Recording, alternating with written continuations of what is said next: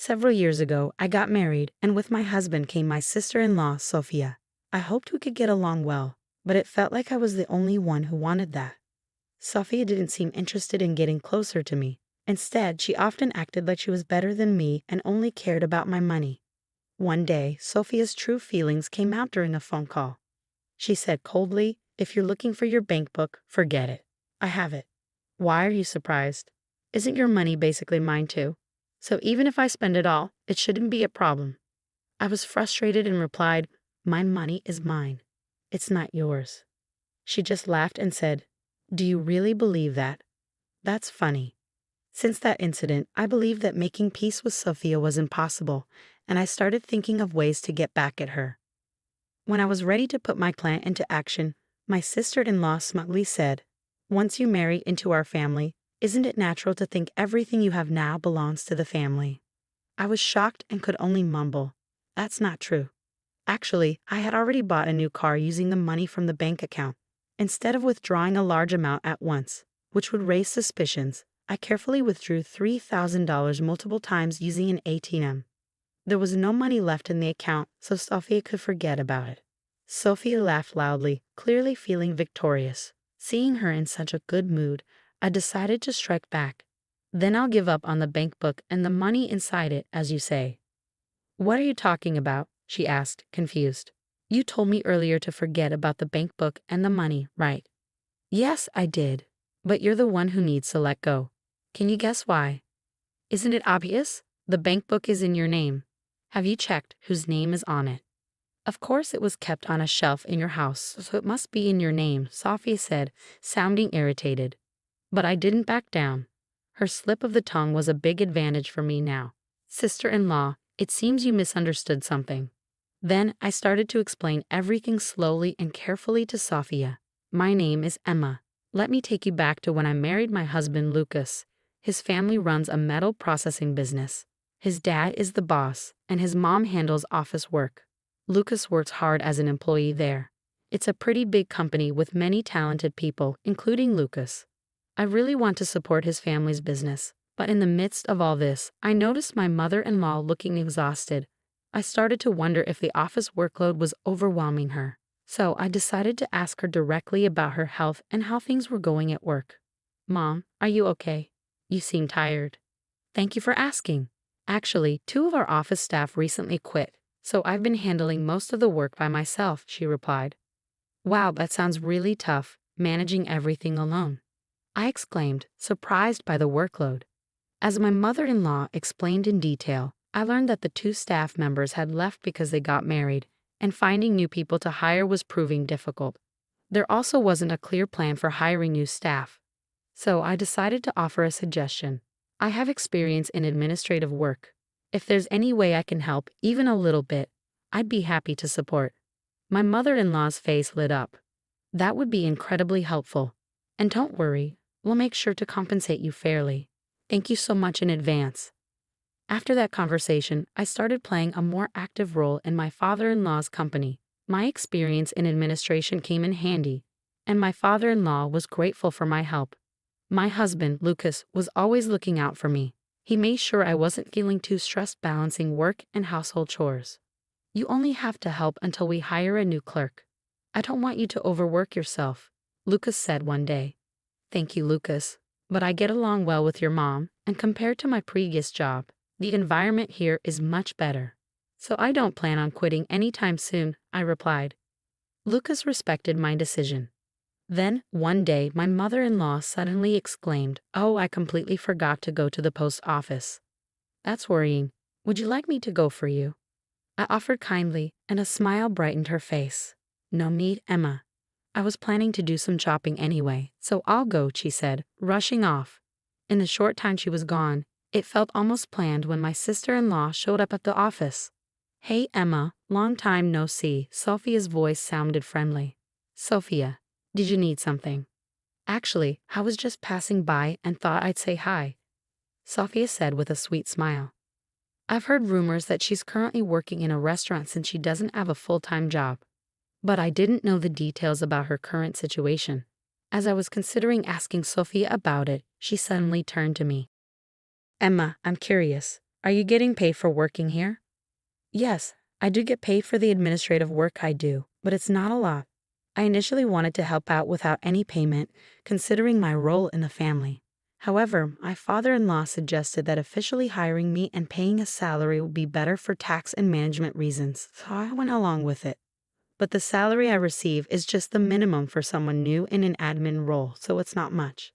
I wasn't sure how much Sophia knew about my salary, but from her attitude, it seemed like she was expecting something. In that case, could you share some of it with me? Sophia asked. Surprised, I asked, do you mean borrow money? That's not what I meant. I want you to give me part of your salary, Sophia demanded. Give you part of my salary? I don't understand. Why would I do that? I replied, trying to understand her intentions. Don't make me repeat myself. Just give it to me now, Sophia insisted, her expression turning serious as she approached me. Then she noticed a small safe on the table. It's in there, isn't it? She asked, reaching for the safe. Panicked, I blurted out, wait, that contains important funds for the company. Company funds? But this is our father's company, right? So technically, that money belongs to him. There shouldn't be a problem with me borrowing some of it, Sophia argued back. But that wasn't the point. I tried to stop her, but Sophia was determined. In the end, she forced open the safe and took out some bills. I'll be taking this, she said. Give it back. How will I explain this to everyone? I pleaded. That's your problem. You'll figure it out. Goodbye, Sophia said, whistling as she left. I stood there in shock, watching her go. I wasn't sure how much she took, but it didn't seem like a lot. I needed to check what was left. I looked at the ledger and then checked the safe. I was short $170. Sophia had taken two $50 bills and three $10 bills. My heart raced as I checked my wallet, but there were only a few $5 bills. This isn't nearly enough. What do I do? I felt frustrated and desperate.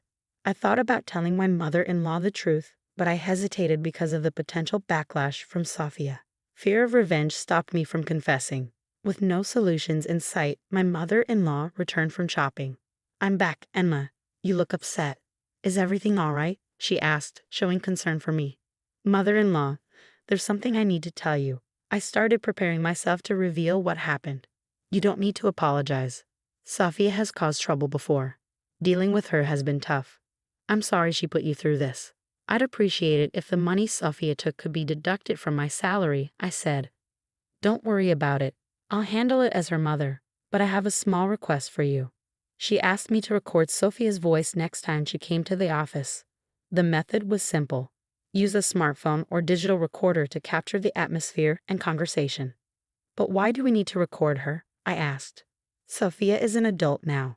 I believe she needs to face proper consequences for what she did. My mother-in-law said. Indeed, that's true. But to make sure she doesn't repeat her mistakes, we need to show her the significance and impact of her actions. I agreed. After our conversation, I decided to always wear a voice recorder. A week later, while my mother-in-law was out, Sophia showed up at the office again. Hey, how's it going, Emma? She greeted me. Why are you here again? I asked nervously, discreetly starting the voice recorder. I'm a bit short on cash right now, so I thought I'd borrow some from you, she said. I'm definitely not lending you any money, I replied firmly. Why? You lent it to me before, didn't you? Sophia argued. That was you taking it without permission, I reminded her. But you managed to cover for it later, didn't you? She countered. I couldn't admit that I had informed my mother-in-law about what happened. If I did, Sophia would likely leave immediately, and I wouldn't be able to gather the evidence my mother-in-law requested. Thinking carefully about my response, I said, You found a way to fix the situation, didn't you? Can you lend me some money today? That's not possible, I replied firmly. You married into this family, right? As a daughter-in-law, can you go against your in-laws' wishes? Sophia's argument surprised me with its irrationality. Enough with the excuses. Give me the key to the safe. Sophia slammed the desk in anger. Just then, I heard my mother-in-law's footsteps approaching from outside. What are you doing, Sophia? My mother-in-law's voice startled Sophia. Oh, Mom. You haven't found a proper job, and now you're asking for money from your sister-in-law. Aren't you even a bit ashamed? Well. What exactly are you thinking, Sophia? Quit bothering me. I may not have a full-time job, but I'm working part-time and managing just fine. At your age, still relying on part-time work? Aren't you embarrassed? Your friends have careers, families, and you're still. It's my life, and I'll live it how I want. And I have a great partner. Sophia interrupted, clearly agitated, before storming out of the room. After she left, I felt relieved. Mother-in-law, I appreciate your understanding, I said sincerely. Don't worry. Now that Sophia knows, she must be feeling some regret. My mother-in-law reassured me with a smile. But despite her reassurance, I still felt anxious. I was worried that Sophia might return with more demands. One day, when I visited my mother-in-law's house, she showed me a piece of paper. I got an invitation to Sophia's wedding recently, she said. It was indeed a wedding invitation. The groom's name was Leo. I didn't recognize the name, but my mother-in-law seemed to know him and looked somewhat worried. Leo is actually the son of the factory manager, she explained. Huh, he's the factory manager's son. That's unexpected, I said. The factory manager was someone my father-in-law had worked closely with and highly respected. Is the factory manager discussing anything specific about his son's marriage? I asked.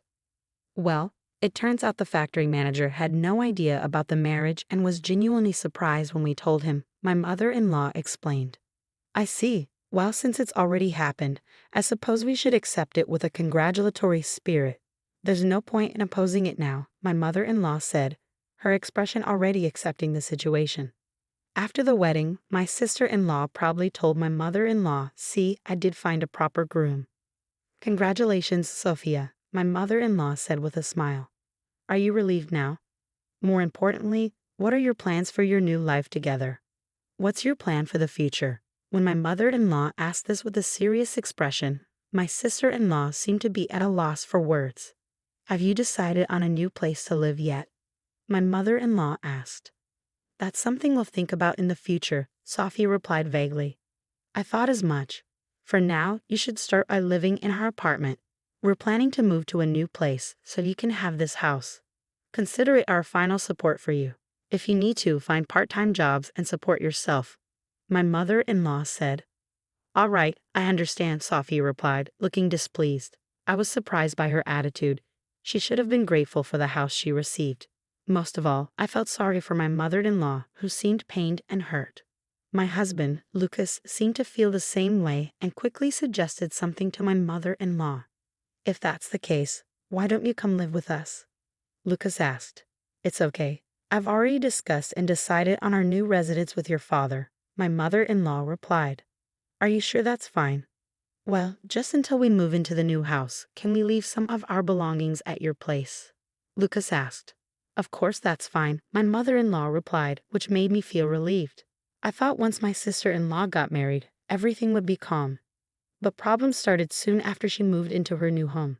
The day after they moved in, my mother-in-law called us early in the morning while we were getting ready for work. Why are you calling so early, Mom? Is everything okay?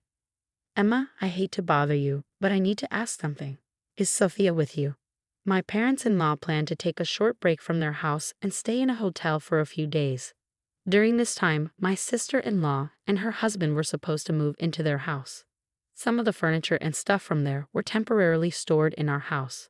My mother-in-law was worried about how things were going for her daughter, so she decided to visit their house that morning to check. But when she got there, she couldn't find any sign of her daughter or her husband. Since they helped move some stuff from our house to yours yesterday, I thought they might be staying with you. No, they came back home. Then where could they be? Maybe they went on their honeymoon. That's possible. If you find out anything, please tell me. After that, she hung up. Later, I told my husband what happened, but he didn't know anything either. I didn't think I needed to do anything else. So I decided to wait quietly for my sister-in-law to contact us. But as days passed, not hearing from her became worrying. My mother-in-law started thinking about reporting her as missing to the police. While we were discussing this in the living room, she suddenly said, I'll go get the bank book for a moment. Why? I want to withdraw some money just in case. If we have to search for them, there might be expenses, she said, sounding worried. I understood her thinking ahead and stayed quiet in the room. Suddenly, I heard her shocked voice from the next room. What? I can't find the bank book. My husband Lucas and I rushed to the adjacent room. Inside, my mother-in-law looked flustered in front of a shelf. "Did you keep your bank book here?" I asked, and she nodded rapidly, confused. "Isn't this the shelf we moved last time?" I remembered that we moved things from her house in 2 stages. First, the day after my sister-in-law's wedding, and then just a few days later, before she disappeared. The shelf in question was from the first move, but neither my husband nor I remembered touching it. Neither of us touched or checked that shelf. "But are you sure you left it here?" My husband's doubt annoyed her, and they started arguing. I stood there confused, watching them, when suddenly my phone rang. The unexpected call in this tense situation startled me. Reluctantly answering the phone, I asked, "What's wrong? You sound upset." It was my sister-in-law. Hearing her voice surprised me. Raising a hand to interrupt the argument, I said, "Sis, is that really you?" Both Lucas and my mother-in-law stopped arguing, turning to me with surprise. Turning back to the phone, I asked again, "It is you, right?" My sister-in-law's answer was short and annoyed. "Who else would it be? Where are you? We've been really worried about you." But my sister-in-law brushed off the question, saying, "It doesn't matter where I am. I have something to ask." From our conversation, it seemed she took the bank book and used the money to buy a car. That money belonged to me, she even said outright. Angry at her selfish comments, I told her everything that had happened. "Mom's bank book is missing, and it's causing a lot of trouble." "What? Mom's bank book is missing?" Sophia sounded genuinely surprised. "Whose name is on the bank book you have? Is it under my name?" Just a moment." I could hear her rummaging through things on the other end. She probably mistook my bank book for my mother-in-law's. But my mother-in-law hadn't spent much recently and hadn't realized it was missing. It had been over a week since Sophia took the bank book, so the money inside was probably already spent. After a while, a flustered voice said, "Wait, is this Mom's bank book?" "I knew it," I said quietly. Suddenly, my phone was snatched from my hand. My mother-in-law looked angry as she held my phone firmly. "Sophia, I've heard everything." "What? Mom, why?" "I was worried about you. Then I got a call from you. But how did you hear my conversation?" "Because Emma had her phone on speaker. I had put the phone on speaker so my husband and mother-in-law could hear what Sophia was saying. They heard everything, including that she used my bank book to buy a car." "What were you thinking? That's so irresponsible." My mother-in-law's voice filled the room. Sophia apologized, sounding regretful. "I'm really sorry. Using company funds without permission and taking someone's bank book. I messed up. Please forgive me. I'll be more careful from now on." "It's too late for that. Come home now and explain." "Yes, I understand." Sophia's shocked voice was interrupted by a loud thud from the background. "Hey, Sophia, are you okay?" my mother-in-law asked, but there was no reply. After a moment, Sophia's frantic voice came back. "Help me at the convenience store parking lot." Then the call ended suddenly. We could guess what happened. Sophia might have hit the gas instead of the brake and driven the car into the store while on the call. Soon after, the police reported that Sophia's car crashed into the store. Both Sophia and her husband were in the car. Luckily, they weren't seriously hurt, but the aftermath was messy. It turned out Sophia didn't have car insurance, so they had to pay for all the repairs themselves. My in-laws were furious. They went to get Sophia right away. Sophia's husband's parents were also angry, especially his father, who manages a factory. He scolded Sophia harshly, saying, "Just because you're part of this family now, do you think everything should be handed to you?" Those were the same words Sophia used with me. Just telling my mother-in-law wasn't the end of my plan. I made sure Sophia's father-in-law, the manager, heard a recording of the conversation too. With Sophia's own words on record, she couldn't deny anything. The manager was even tougher on them. He ordered Sophia and her husband, "Since you're broke, you'll work for me and hand over your earnings." After that, they had no choice but to work at the factory under strict supervision. It was the best option financially. My in-laws kept a close eye on them, both at work and at home. They worked all day and lived under scrutiny afterward. Feeling overwhelmed, Sophia eventually approached me at the factory, crying, asking for help. "I'll do anything. Please forgive me." "Anything? Then work sincerely and pay back what you took from us."